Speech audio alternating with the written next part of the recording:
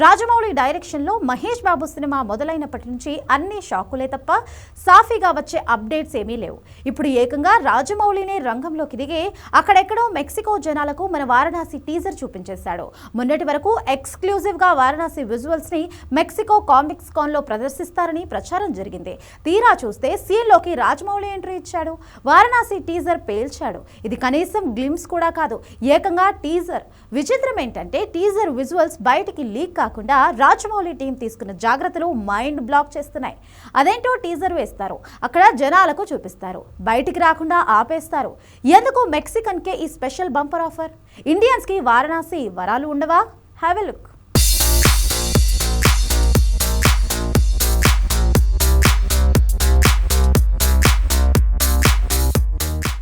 Varanasi cinema ఎంత pan world movie అయితే మాత్రం ఇండియన్స్ మరీ ముఖ్యంగా సూపర్ స్టార్ ఫ్యాన్స్ రాజమౌళి దృష్టిలో లెక్కకు రారా?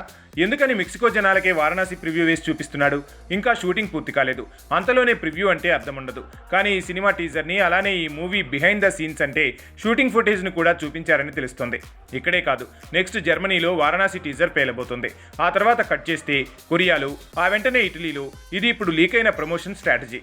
ఇండియా తప్ప ప్రపంచ దేశాల్లోని చాలా వేదికల్లో వారణాసి టీజర్ని ఇలానే రిలీజ్ చేస్తారు. కానీ అందులో ఒక్క ఫ్రేమ్ కూడా బయటకు రాకుండా జాగ్రత్త పడతారు.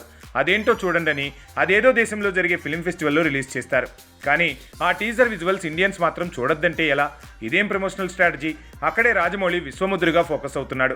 వారణాసి మీద ఇండియాలో ప్రమోట్ చేయకున్నా హైప్ వస్తుంది. కానీ north America, south America, Latin American countries, Europe, south Asia, Africa దేశాల్లో ఈ సినిమా మీద హైప్ పెరగాలంటే అక్కడ జరిగే ఫిల్మ్ ఫెస్టివలే దిక్కు. అందుకే అక్కడ టీజర్ని టెలికాస్ట్ చేస్తున్నారు. మూవీ మేకింగ్ వీడియోలు, గ్రాఫిక్స్ కోసం టీం పడే కష్టాలు చూపిస్తున్నారు. అలా అయితే ఇక్కడ భారతీయులకు కూడా టీజర్ వేసి బొమ్మ చూపించచ్చు కదా అన్న డౌట్ రావటం కామన్.